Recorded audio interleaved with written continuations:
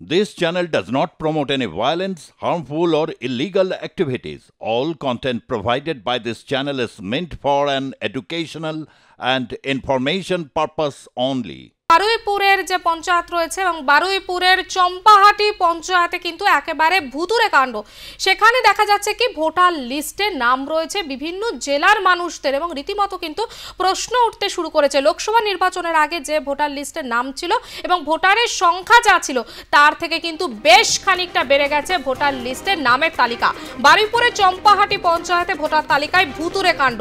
মালদা, মুর্শিদাবাদ, শিলিগুড়ির বাসিন্দাদের নাম রয়েছে ভোটার তালিকা এবং যা নিয়ে কিন্তু রীতিমতো চাঞ্চল্য তৈরি হয়েছে এবং যে ভোটার লিস্টে যে সংখ্যক নামের তালিকায় যেরকম ছিল নামের সংখ্যা তার থেকে কিন্তু এবার বেশ খানিকটা বেড়ে গেছে। বারুইপুরে চম্পাহাটিতে ভোটার লিস্টে একেবারে ভুতুড়ে কাণ্ড এবং যা নিয়ে রীতিমতো শোরগোল পড়ে গেছে। দেখা যাচ্ছে মালদা, মুর্শিদাবাদ, শিলিগুড়ির বাসিন্দার নাম রয়েছে ভোটার তালিকায়। আরো বিস্তারিত জানবো যে কি জানা যাচ্ছে এই বিষয়ে। আমাদের সঙ্গে সরাসরি রয়েছে আমাদের প্রতিনিধি বিশ্বজিৎ নস্কর। বিশ্বজিৎ, দেখো পারমিতা, যেখানে মহারাষ্ট্র, দিল্লি হয়ে যেভাবে অস্বাভাবিকভাবে যেখানে ভোটার হার বেড়ে গেছে, তার ফলে কিন্তু দেখো বিরোধী থেকে সেখানে তৃণমূল নেত্রী মমতা ব্যানার্জি তিনি প্রকৃতি যে ভোটারদের তালিকা থেকে বাদ গিয়েছে বলে তারা যেটা তারা এটা ক্ষোভ জানিয়েছিলেন। তার পাশাপাশি দেখো সেই আবহে কিন্তু বারুইপুর পূর্ব বিধানসভার যেখানে দেখো যে চাম্পাহাটি যে গ্রাম পঞ্চায়েত, সেখানে কিন্তু অস্বাভাবিক হারে ভোটার তালিকা, সেখানে কিন্তু ভুতুড়ে ভোটাররা প্রচুর সেখানে নাম ঢুকেছে। যেমন দেখো তাদের মধ্যে যেমন অনেকে আছে, যেমন মালদা, মুর্শিদাবাদ, শিলিগুড়ি এই সমস্ত জায়গায় কিন্তু অনেক ভোটারের সেখানে নাম সেখানে ঢুকেছে। শুধু তাই না, তাদের থেকে যে ফোন নাম্বারও সেখানে ঢুকে গিয়েছে।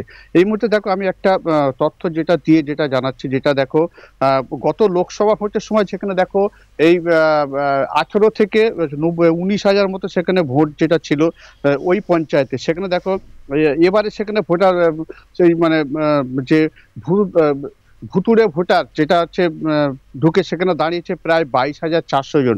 অর্থাৎ এ থেকেই স্কুটিনি করতে গিয়ে আরো কিন্তু বেশ কিছু হচ্ছে ভুতুড়ে ব্যাপার সেখানে ধরা পড়েছে। এই 22টি সংসদের মধ্যে একটি বুথে বেড়ে গিয়েছে প্রায় 200 ভোটার, আবার কোনো বুথে বেড়ে গেছে প্রায় 400 ভোটার।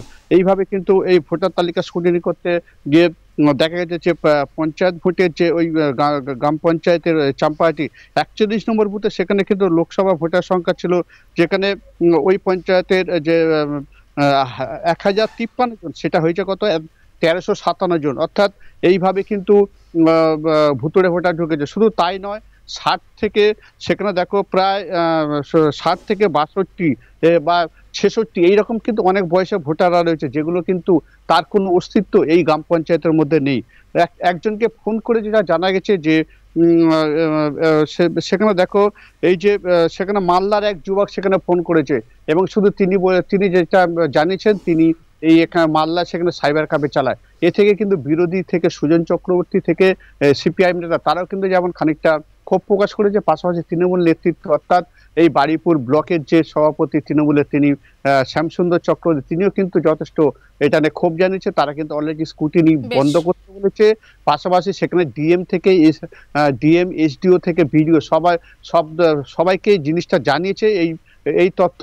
অর্থাৎ এটা পুরোপুরি ক্যান্সেল করে আবার নতুন করে এটা করার জন্য, যেহেতু প্রচুর পরিমাণে যেখানে ভোটার দাঁড়িয়েছে, এটা বিরোধীদের আঙুল থাকতে পারে, সেটা কিন্তু তারা এখনো পর্যন্ত কোনো নাম বলেনি। হলে থাকতে পারে, তবে অত সোজা ব্যাপার নয়। যেটা তৃণমূল নেতৃত্ব বলেছে, সেখানে কিন্তু আবার স্কুটিনি হবে এবং সেখানে ভুতুড়ে ভোটার সব বাদ যাবে বলে তিনি এটা জোর দিয়ে বলেছেন।